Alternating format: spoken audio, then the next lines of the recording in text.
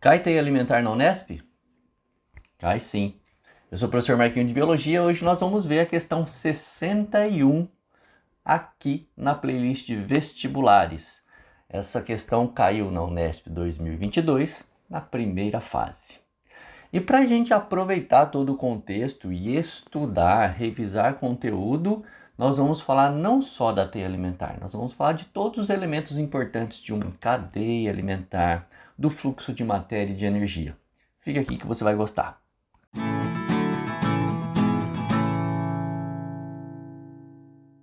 As aranhas comem cobras pelo mundo inteiro, revela estudo surpreendente. Veja que interessante, né? Uma viúva negra ataca uma cobra no Parque Nacional de New River Gorge, na Virgínia Ocidental. Uma aranha consegue matar e comer uma cobra? Essa pergunta é o tema de um novo estudo publicado no Journal of Arachnology. A resposta é um grande sim.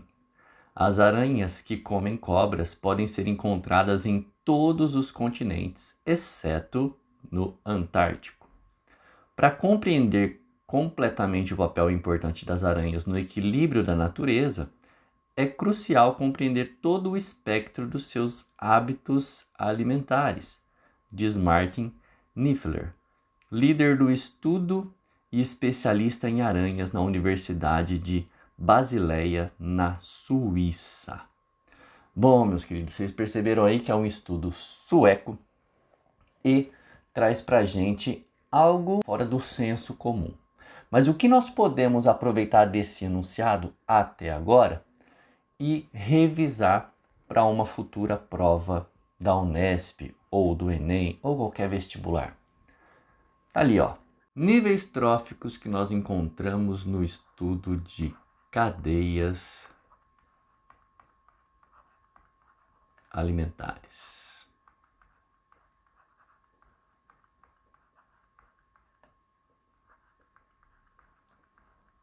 Vocês lembram que as cadeias alimentares mostram o fluxo de matéria e energia no ecossistema, né?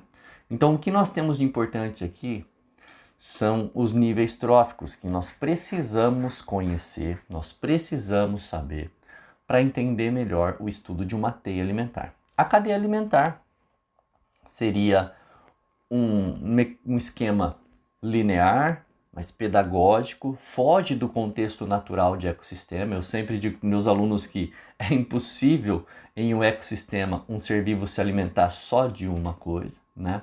Não tem uma dieta equilibrada só em um tipo de alimento. Mas, por exemplo, um sapo vai se alimentar não só de gafanhoto, né?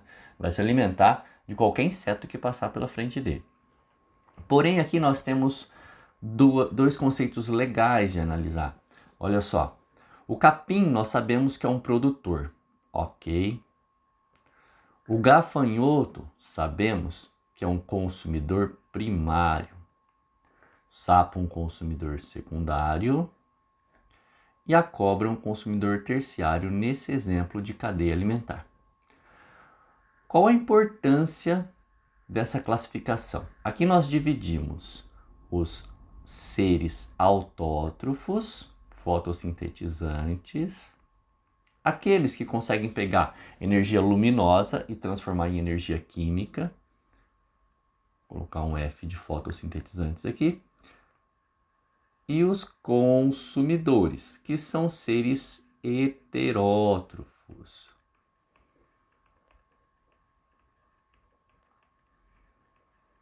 Quando eu falo heterótrofos, eu quero dizer que são seres vivos que não conseguem produzir seu próprio alimento. Então, eles precisam buscar alimento do ambiente. No caso aqui, como eu disse para vocês, o capim, por ser produtor, manda matéria e energia para o gafanhoto, que é o consumidor primário, que manda matéria e energia para o consumidor secundário, que é o sapo, que manda matéria e energia para o consumidor terciário, que é a cobra. O que é interessante a gente lembrar é que essa matéria tem o fluxo cíclico, então ela vai chegar aqui, ó, da cobra e vai voltar para o capim assim que os seres decompositores transformarem a matéria orgânica morta da cobra em sais minerais. Isso a gente estuda em ciclos biogeoquímicos. Matéria tem o fluxo cíclico.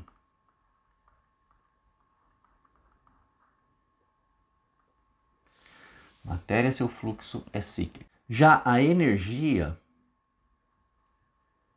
é perdida parcialmente. Então nós costumamos dizer que o fluxo da energia é unidirecional. Eu me enroscando aqui. Parte da energia do capim para o seu desenvolvimento foi perdido, então a energia que o gafanhoto recebeu foi grande. Foi grande porque ele é o consumidor primário, mas foi menor do que toda aquela energia que o capim tinha. Já o sapo recebe energia do gafanhoto, mas recebe uma porção menor. E a cobra uma porção menor ainda. Se for para a gente fazer uma análise energética de uma cadeia alimentar, a energia vai diminuindo conforme se distancia do produtor. E aí entra o conceito de níveis tróficos. Níveis tróficos são nada mais nada menos do que o número de seres vivos que eu tenho naquela cadeia ou naquela teia alimentar. No caso aqui, nós temos um produtor e 3 consumidores. 4 níveis tróficos. O primeiro nível trófico sempre é ocupado pelo produtor da cadeia. Ele é o primeiro nível trófico. O segundo nível trófico sempre pelo consumidor primário. Terceiro nível trófico pelo consumidor secundário e quarto nível trófico pelo consumidor terciário. É nesse momento que você precisa tomar cuidado.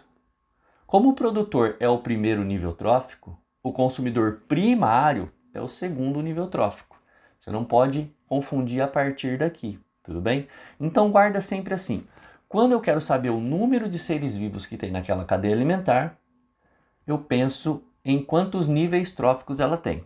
Quando eu quero saber a função daquele ser vivo na cadeia alimentar, aí eu penso em produtor, consumidor primário, consumidor secundário, terciário, ok? Lembra, nós estamos falando da historinha da aranha que se alimenta de cobra. Vamos ver o restante da questão. A reportagem apresenta uma situação peculiar em uma teia alimentar na qual as aranhas comem cobras que, por sua vez, comem aranhas. Contudo, outros organismos integram essa teia alimentar, como exemplificado no esquema a seguir. Nós percebemos a relação entre aranhas e cobras bem nessa região.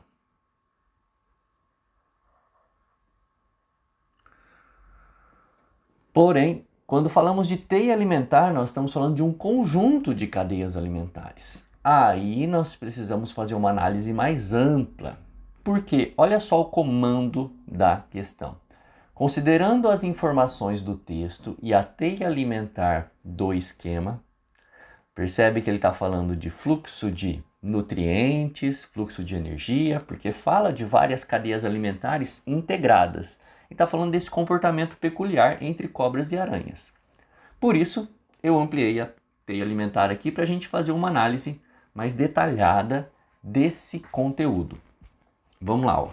Nós vamos pegar aqui todas as cadeias alimentares possíveis que tem nessa teia alimentar. Começando aqui em laranjinha, nas plantas sendo os produtores, pássaros sendo consumidores primários. Aliás, eu gosto de colocar sempre próximo à pontinha da seta para não confundir. Cobras sendo consumidores secundários e aranhas sendo consumidores terciários. Pronto, já achei uma cadeia alimentar dentro dessa teia. Sempre eu peço para os meus alunos fazerem esse tipo de análise quando tem uma teia alimentar numa prova. De cara, você gasta ali uns 20 segundinhos, rapidinho, isso vai te ajudar pra caramba. Fica dada a dica aí. Outra cor que nós vamos usar aqui, o verdinho. Verdinho para a seguinte cadeia alimentar. Plantas, a gente continua aqui. Gafanhoto. Aranhas. e cobras. Percebam que aqui, ó, as aranhas, assim como as cobras, passaram a ocupar 2 níveis tróficos. Nível trófico, no caso das aranhas, consumidor secundário e terciário, e das cobras, secundário e terciário também. Isso é interessante. Mas tem outras cadeias. Vamos lá. Preto. Para plantas, gafanhoto, pássaro, cobra e aranha. Ok? E a última cadeia que eu identifico aqui é planta, gafanhoto, aranha, pássaro, cobra. Fechando aqui. Poderia voltar para a aranha? Poderia voltar para a aranha, já que existe essa possibilidade no texto, né? Porém, ela seria o consumidor de quinta ordem. Olha o tamanho do rolê. Pelo menos 4 cadeias alimentares formando essa teia alimentar. Isso é importante porque geralmente quando é uma questão de segunda fase, a pergunta é: quais são os seres vivos que ocupam mais de um nível trófico na teia alimentar? E aqui nós temos pelo menos 3, né? Os pássaros ocupando C1, C2, C3, as aranhas ocupando C2, C3, C4 e C5 e as cobras C2, C3 e C4. Quem ocupa mais, no caso, são as aranhas. Bem, agora nós vamos para cada uma das alternativas para ir eliminando e considerando ou não as informações. Vamos lá. Considerando as informações do texto e a teia alimentar do esquema, já feito toda aquela análise ali, a gente pode ir direto para ela. Letra A. A biomassa obtida das plantas se mantém de maneira cíclica na teia alimentar. O erro está bem aqui, ó. Biomassa não se mantém de maneira cíclica. O que se mantém de maneira cíclica são os elementos, a matéria. A biomassa é a massa seca de um ser vivo. Pode ser proteína, que é a massa seca orgânica, pode ser ossos, massa seca repleta de sais minerais.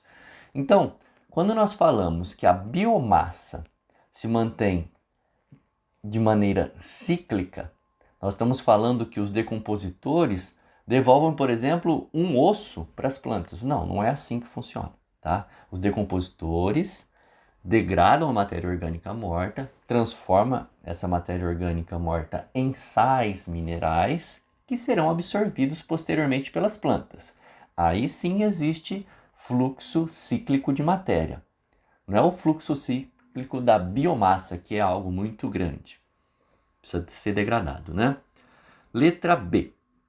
Os gafanhotos e os pássaros transferem para a teia parte da energia obtida dos produtores. Então vamos lá. Ó. Tanto os gafanhotos quanto os pássaros receberam energia dos produtores, não é isso? Ó?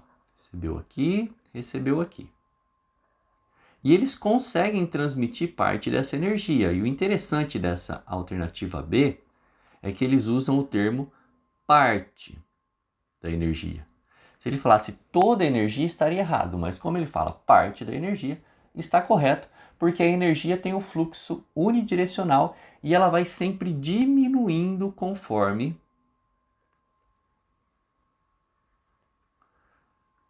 vai transitando por uma cadeia ou por uma teia alimentar. Então, o fluxo de energia é sempre decrescente, tá? Pronto, chegamos na resposta correta, mas como eu digo sempre para vocês, o mais importante não é saber qual é a correta, mas por que as outras estão erradas. Letra C. A maior quantidade de energia química transferida está disponível nas aranhas. Olha só, Quem tem maior quantidade de energia? Aqueles que estão mais próximos dos produtores. Então, no caso aqui seria o gafanhoto, o pássaro e não as aranhas que ocupam posição ali, ó, de C2, C3, C4 e até C5. Sempre vai ter menor quantidade do que C1, do que os produtores. Então, essa maior quantidade nas aranhas já era. D. Toda a biomassa obtida nos pássaros pelas cobras será transferida para as aranhas. Duvide sempre quando uma alternativa englobar tudo. Analise várias vezes essa alternativa. Olha só, toda a biomassa obtida dos pássaros pela cobra será transferida. Então quer dizer que a cobra não vai excretar, a cobra não vai eliminar fezes, a cobra não vai eliminar o gás carbônico na sua respiração. Percebe? Que na sobrevivência da cobra, ela precisa deixar no ambiente parte da matéria que ela possui.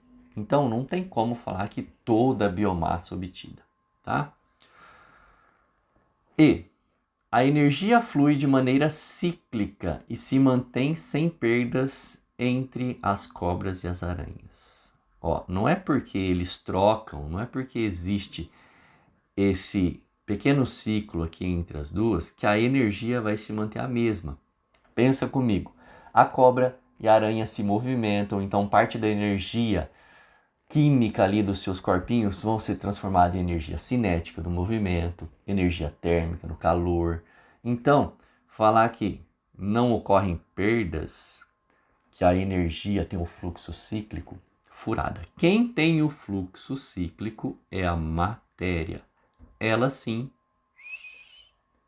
passa por todos os seres vivos e volta para o ambiente. Matéria, fluxo cíclico, energia, fluxo unidirecional. Vai diminuindo conforme passa pelos níveis trópicos. Beleza? Espero ter te ajudado. Se você tiver alguma dúvida, deixe nos comentários. Se não é inscrito, se inscreva no canal, curta o vídeo, compartilhe com um amigo que ajuda bastante. Eu vou ficando por aqui. Beijos e abraços. Fui!